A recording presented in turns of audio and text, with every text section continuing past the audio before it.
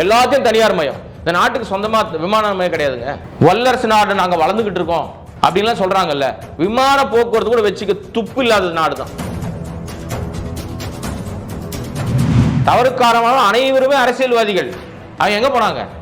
அரசியல் நீங்க வெள்ளை சட்டை போட்டீங்கன்னா நீங்க எல்லாம் அப்படியே நேர்மை ஆயிட்டீங்களா? உள்ள அவ்வளவு அழுக்கு இருக்கு. சட்டையை கழட்டி பாருங்க, பூரா அழுக்கு.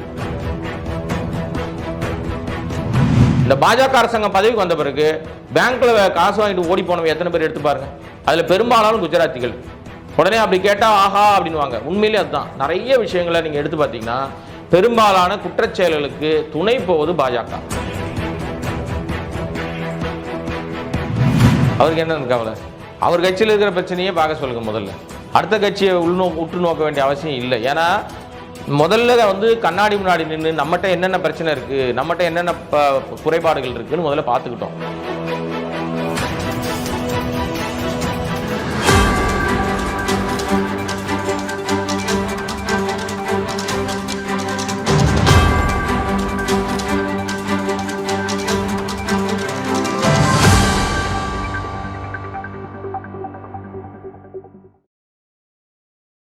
S3 ஸ்டுடியோஸ் நேயர்களுக்கு வணக்கம். இன்றைய நேர்காணலில் சிறப்பு விருந்தினராக வந்திருப்பவர் திரு கோடங்கி அவர்கள். வணக்கம் சார், எப்படி இருக்கீங்க? நல்லா இருக்குமா.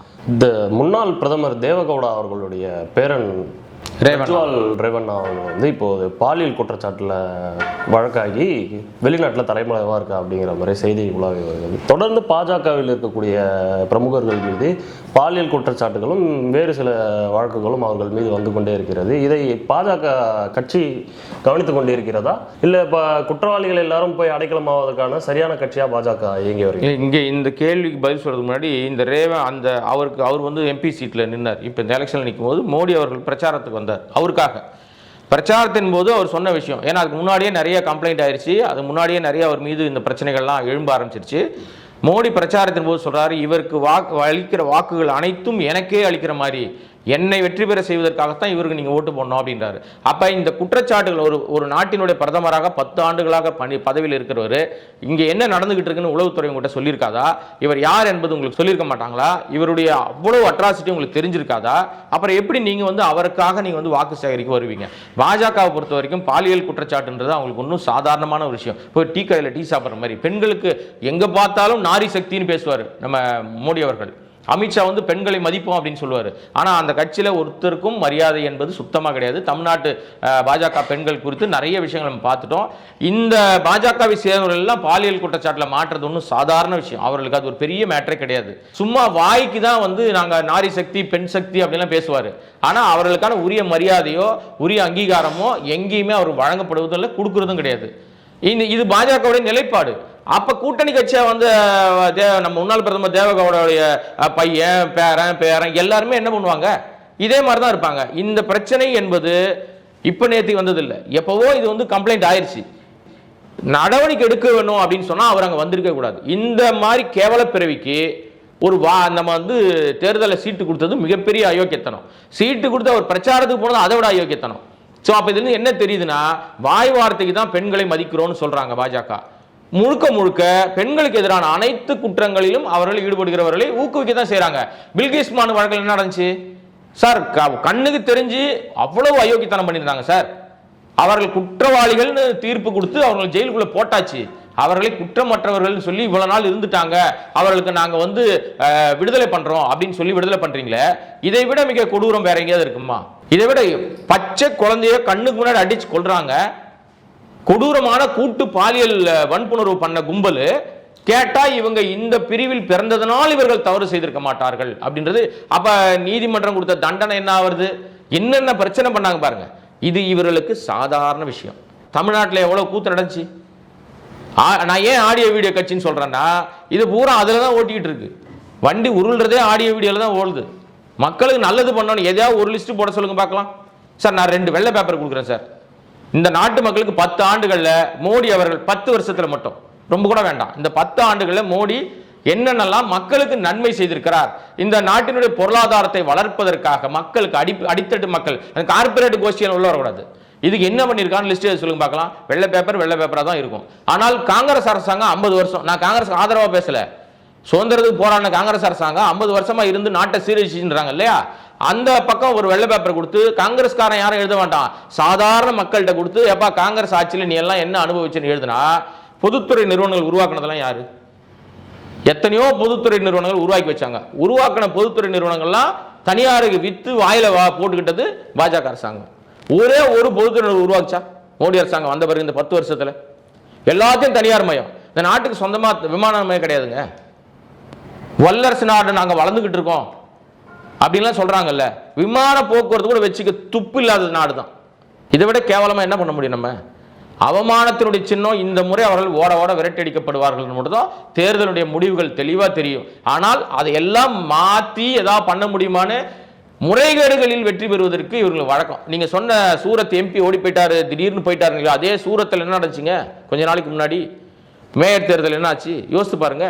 எல்லாரும் பார்த்துக்கிட்டு இருக்கும் போதே வீடியோ இருக்கு, எல்லாரும் பார்த்துக்கிட்டு இருக்காங்க. அப்போவே வாக்குச்சீட்டில் திருத்தம் பண்ணி ஃப்ராடுத்தனமா வெற்றி பெற்று நீதிமன்றத்தால் உச்ச நீதிமன்றத்தால் செருப்படி வாங்கினாங்களா இல்லையா? இது அவர்களுக்கு நிதர்சனமா வழக்கமா பழக்கப்பட்ட ஒன்று. அடி வாங்கினாங்கன்னா தொடச்சிப்பாங்க, காரி துப்புனாலும் தொடச்சிக்கிட்டு மக்கள் முன்னாடி நல்லவங்க மாதிரி நடிப்பாங்க, நாடகம் ஆடுவாங்க. இந்த நாடகம் இந்த தேர்தலில் ஈடுபடாது. கல்லூரி மாணவர்களை தவறாக வழிநடத்தியதாக நிர்மலா தேவி அவர்கள் வழக்கில் 10 ஆண்டுகள் சிறை தண்டனை கொடுத்து உச்சநீதிமன்றம் தீர்ப்பளித்திருக்கிறது. இதை எப்படி பார்க்குறீங்க சார்? இல்லை, இது தாமதமாக கிடைச்சாலும் ஒரு சரியான ஒரு விஷயம்தான். இது என்னைக்கோ நடந்திருக்க வேண்டிய ஒரு விஷயம். இவ்வளவு ஆண்டுகள் தாமதமானதுக்கு என்ன காரணம்னு தெரியல. நீங்கள் ஒரு ஆசிரியர், நான் வாத்தியார் பையங்க. அதனால் அந்த ஆசிரியர் தொழில் என்பது எவ்வளோ புனிதமான தொழில்னு ரொம்பவே உணர்ந்ததுனால தான் சொல்கிறேன். ஆசிரியராக இருக்கிற எல்லாரும் இன்னைக்கு அப்படி இருக்காங்களான்னு அவங்களே கண்ணாடி முன்னாடி நின்று பார்த்துக்க வேண்டியது தான். நிர்மலா தேவி செய்த மிக மிக மோசமான ஒரு செயல். யாருமே இந்த மாதிரி ஒரு செயலுக்கு ஈடுபடவே கூடாது அப்படின்றதுக்கு அவங்களுக்கு எடுத்துக்காட்டு. இன்னைக்கு இந்த தண்டனை என்பது எல்லாருக்கும் கிடைத்திருக்கிற ஒரு மிகப்பெரிய ஒரு எச்சரிக்கை மணி தான். ஆனால் அதிகாரம் இருக்குது அப்படின்றதுக்காக வறுமையில் இருக்கிற தவறான பாதைக்கு அந்த மாணவர்களை மாணவிகளை மாற்றி விடுறது அப்படின்றது எவ்வளோ ஒரு அட்ராசிட்டியான ஒரு விஷயம்.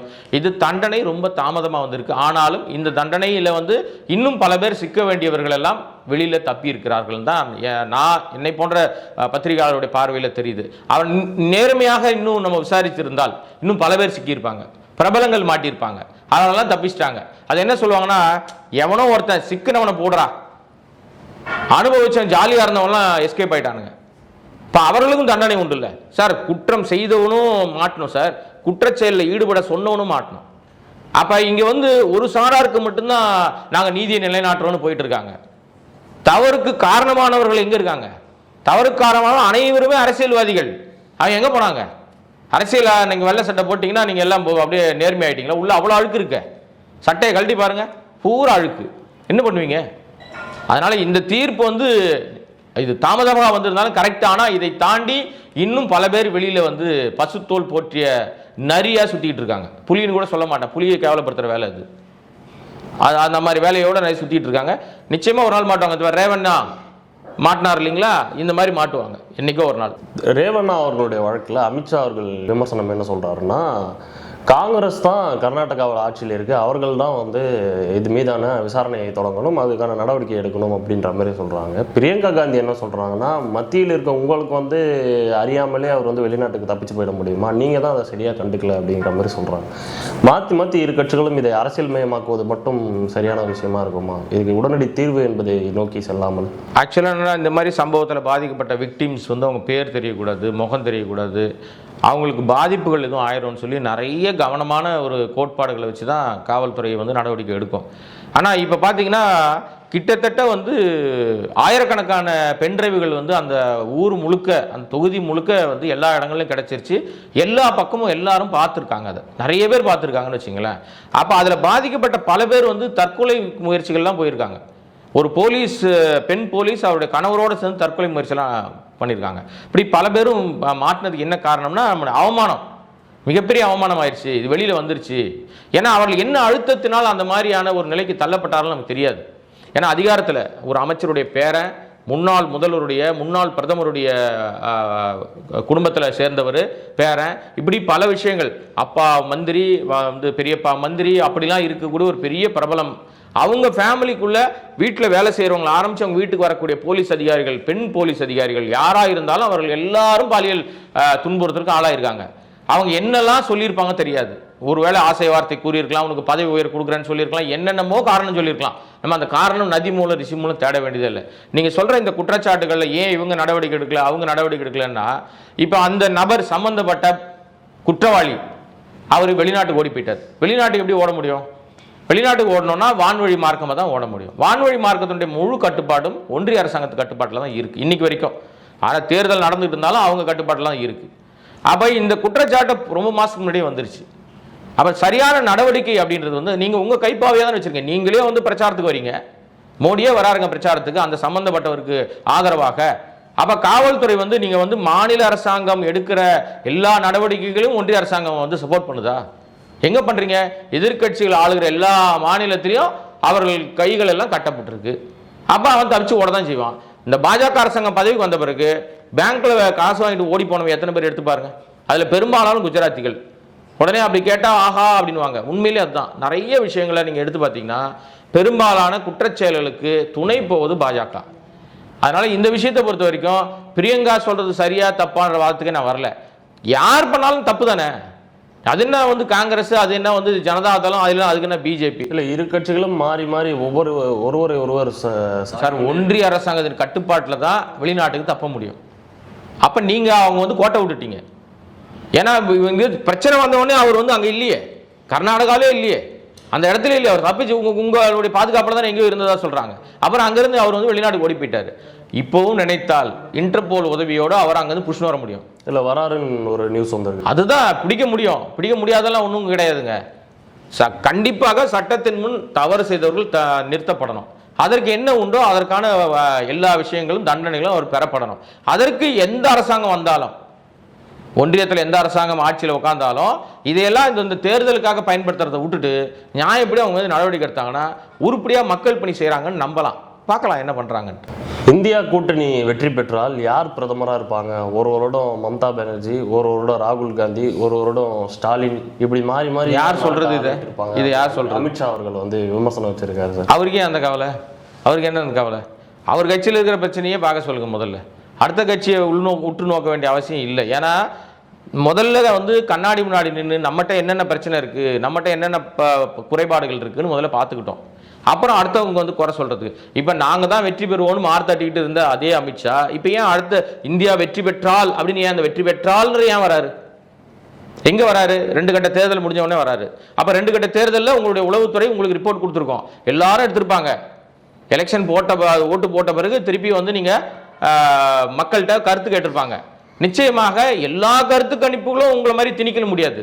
நியாயமான கருத்துக்கள் கண்டிப்பாக வந்திருக்கும். அப்போ உங்களுக்கே தெரிஞ்சிருக்கும் நமக்கு வந்து செல்ஃபு இறங்குது, நம்ம பேட்டரி வந்து இறங்கினே இருக்கு, கண்டிப்பாக நம்ம வந்து ஒன்றும் இல்லாமல் போக போகிறோம், ஆட்சி அதிகாரம் கொண்டு போக போகுது அப்படின்னு பதட்டம் வந்துருச்சு. இப்போ எதிர்கட்சிகள்கிட்ட குழப்பத்தை ஏற்படுத்தி பதவி ஆசையை தூண்டி குழப்பத்தை ஏற்படுத்த முடியுமா? இது வந்து குழம்பிய குட்டையில மீன் பிடிக்கிற வேலை.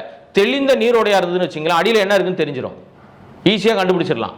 நீங்கள் குழப்பி விட்டுருங்களேன், உள்ள என்ன இருக்குன்னு தெரியாது. ஆழமா இல்லையா, கால் வைக்கலாமா வேணாமான்னு ஒரு பதட்டம் இருக்கும். இப்படி ஒரு சூழ்நிலை உருவாக்குவது பாஜகவுடைய கைவந்த கலை. ஆக்சுவலி இந்த கூட்டணி கட்சிகள் இருக்காங்கல்ல, இப்போ கூட்டணி கட்சி, அதுவும் இந்தியா கூட்டணி, குறிப்பாக இந்தியா கூட்டணி, இந்தியான்ற பேர் சொல்றதுக்கு பயப்படுறாங்க. இந்தியா கூட்டணி கட்சிகள் ஒற்றுமையாக மாறிட்டாங்க இப்போ. ஏன்னா ஆரம்பமே குளறுபடி நிறைய பண்ணி விட்டாங்க. மம்தா ஒரு பக்கம் தனியாக நின்னாங்க, வருவாங்களா வரமாட்டாங்களா, மதில் மேல் போன மாதிரி இருந்தாங்க. ரொம்ப ஆவேசமாக பேசி நிதிஷை பிரித்து கூட்டு போயிட்டாங்க. அங்கே கொஞ்சம் கொஞ்சமாக எல்லா பக்கம் உடைக்க ஆரம்பிச்சாங்க. ஒரு கட்டத்தில் இந்தியா கூட்டணி கலகலத்த சூழ்நிலை தான் உருவாச்சு. ஆனால் அதன் பிற்பாடு இதற்கெல்லாம் சதி யார் பண்ணுறான்னு புரிஞ்சுக்கிட்டாங்க. மாநில பிரச்சனையா ஒன்றியத்தினுடைய பிரச்சனையான்னு பார்க்கும்போது நாடுன்னு வரும்போது ஒன்றியம் மிக முக்கியமாக போயிடுச்சு. ஸோ அந்த அடிப்படையில் அவங்க வந்து மாநிலத்திலையும் அண்டர்ஸ்டாண்டிங்கில் போயிட்டாங்க. காங்கிரஸும் நிறைய விஷயத்தில் விட்டு கொடுத்துருச்சு. போய் எல்லாரும் ஒன்றாயிட்டாங்க. இப்போ ஒன்றான பிறகு ஆகா இவங்க ஒன்றாயிட்டாங்களே, என்ன பண்ண முடியாது, சிக்கலாயிடுச்சுன்னு ஒன்று தான். என்னவோ செய்து பார்த்தார்கள், நடக்கலைன்னு ஒன்று. இப்போ என்ன பண்ணுறாங்கன்னா, நீ பிரதமராவா, ஒரு வருஷம் நீ இரு, பிரதமர் ஆசை காட்டுறாங்க. உங்களுக்கு என்ன பிரச்சனை? நீங்க உங்க கட்சியில யார் ஜெயிச்சா மோடி மீண்டும் மோடியை வந்து பிரதமர் ஆக்குவாங்களா?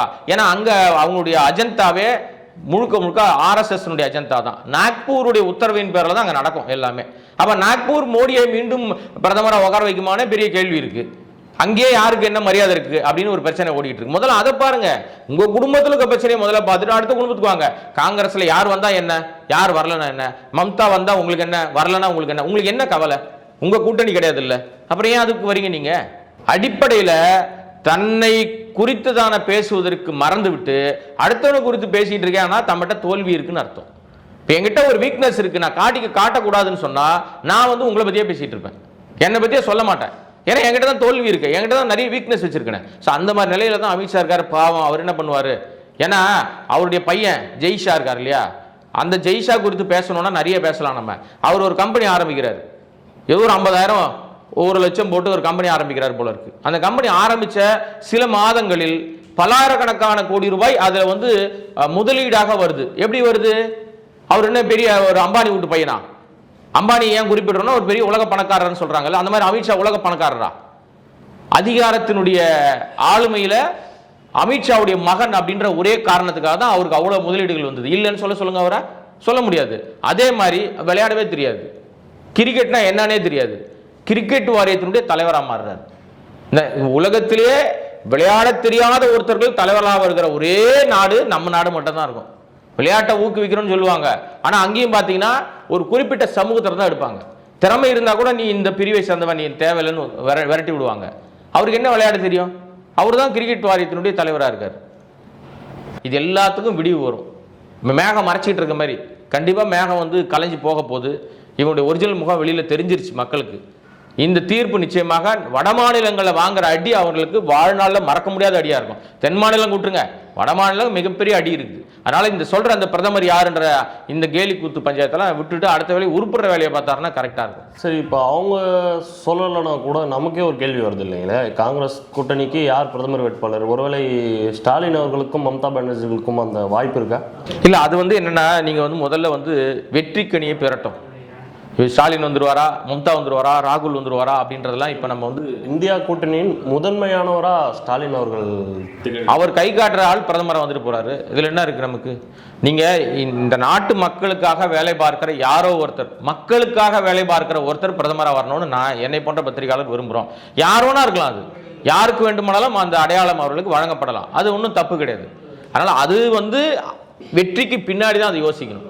இப்ப வெற்றியை நோக்கி ஓடிக்கிட்டு இருக்கும்போது எல்லாரும் ஒற்றுமையாக ஓடினா மட்டும் தான் ஜெயிக்க முடியும். இப்ப பதவி அப்படின்ற ஒரு விஷயம் வந்து தலைமலை ஏறிச்சுன்னா அந்த வெற்றி கோட்டை தொடுவது கஷ்டம். அது வந்து பதவி, அந்த சுகம், அந்த ஒரு விஷயம், அந்த ஒரு எண்ணம் உள்ள வந்துச்சுன்னா ஓட முடியாது, வேகம் குறைஞ்சிரும். அப்ப எதிராளி ஈஸியாக நம்ம வீழ்த்த முடியும். எதிராளியின் நோக்கமே என்ன?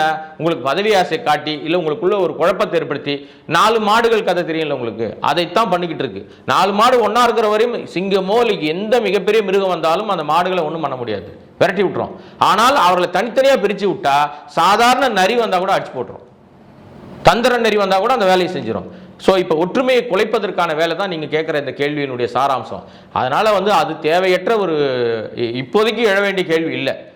இன்னும் முடிஞ்சிருச்சு, 2 கட்டம் முடிஞ்சிருச்சு. இன்னும் சில கட்ட தேர்தல் முடிந்த உடனே ஜூன் 4க்கு பிறகு, தேர்தல் முடிவுகளுக்கு பிறகு யார் வேணால் வந்துட்டு போட்டோம், ஒன்றும் பிரச்சனை கிடையாது. ஏற்கனவே தேர்தல் வந்து பல கட்டங்களாக நடத்துவதற்காக அவர்கள் வகுத்திருந்த திட்டங்கள் நம்மளுக்கு தெரியும். ஆனால் கர்நாடகாவை பொறுத்தவரை கர்நாடகாவை 2 கட்டங்களாக பிரிப்பதற்கான காரணம் என்ன சார்? அங்கே ஏற்கனவே வாங்கின அடிங்க, அங்கே வாங்கின அடி. ஏன்னா வந்து அவங்க ரொம்ப நம்பிக்கிட்டு இருந்தது வந்து தென் மாநிலங்களில் கர்நாடகா எங்களை அசைக்க முடியாது மத நம்பிக்கையில். ஏன்னா அவங்க வந்து 2 விஷயத்த ரொம்ப பேசுவாங்க. ஒன்று என்ன பேசுவாங்கன்னா, மதத்தின் பேரால் தான் அவங்க எல்லா இடத்துலையும் செய்வாங்க. ராமர் கோயிலை கட்டுவோன்னு சொன்னோம், கட்டிட்டோம், உங்களுக்கு நான் இந்த முறை எங்களை ஜெயிக்க வைங்க, இலவசமாக கூட்டு போகிறோம். நான் கடவுளை குறைத்து மதிப்பிடல, நீங்கள் கடவுள் நம்புற யாரையும் குறைத்து மதிப்பிடல, கடவுள் நம்பிக்கை உள்ளவர்களையும் குறைத்து மதிப்பிடல. ஆனால் நான் ஒரே கேள்வி மட்டும் கேட்குறேன், ராமர் கோயிலுக்கு போயிட்டு வந்துட்டா அந்த சாப்பாடெல்லாம் கிடைச்சிருமா? உழைக்க வேணாமா? வேலை வாய்ப்பு வேணாமா? அப்போ வருஷத்துக்கு 2 கோடி பேர் வேலை தரேன்னு சொன்னார் இல்லையா, அந்த 2 கோடி பேருக்கு வேலை கொடுப்பேன்னு சொன்ன வார்த்தை என்ன ஆச்சு? ராமர் கோயில் கட்டிட்டா போதுமா அப்படின்ற கேள்விக்கு யார் பதில் சொல்லுவா? சார், இந்த நாடு என்பது பன்முக தன்மை கொண்ட நாடு சார். இங்க வெறும் வந்து ராமரை வணங்குகிறவர்கள் ஒரு பக்கம் இருப்பாங்க, இன்னொரு பக்கம் வேறு மதத்தை வணங்குறவங்க இருப்பாங்க, வேறு கடவுளை வணங்க, எல்லாரும் பன்முகத்தை கடவுளை வணங்குறவங்க தான் இங்க இருக்கிறாங்க. இது வந்து அப்படிப்பட்ட நாடு, மதச்சார்பின்மை கொண்ட நாடு.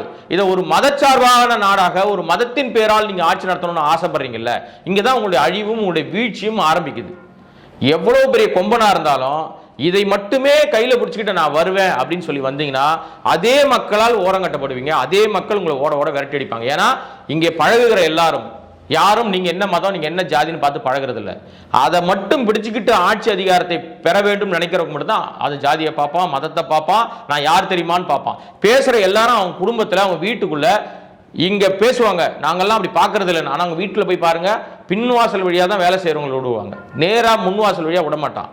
முன்னாடி அவன் நிற்கக்கூடாது, எதிரன்னா ஒதுங்கி நிற்கணும். இன்னைக்கும் பல இடங்கள்ல நார்த் இந்தியாவில் இந்த கொடுமைகள் இன்னைக்கு இருந்துகிட்டு தான் இருக்கு. அப்ப நீங்களே வந்து இவ்வளவு மோசமான ஒரு கல்ச்சருக்குள்ள நீங்க நடந்துகிட்டு இருக்கீங்க. ஆனா வெளிப்பார்வைக்கு நீங்க ரொம்ப நல்லவங்க மாதிரி நாடகம் ஆடுறீங்க. அயோக்கியத்தனமா இல்லை இது? ஸோ இது எல்லாம் ஏமாத்து வேலை. இந்த ஏமாத்து வேலை நிச்சயமா உடைஞ்சிரும். கண்டிப்பா சார். நிறைய தகவல்களை எங்களோடு பகிர்ந்தமைக்காக நன்றி. நன்றி.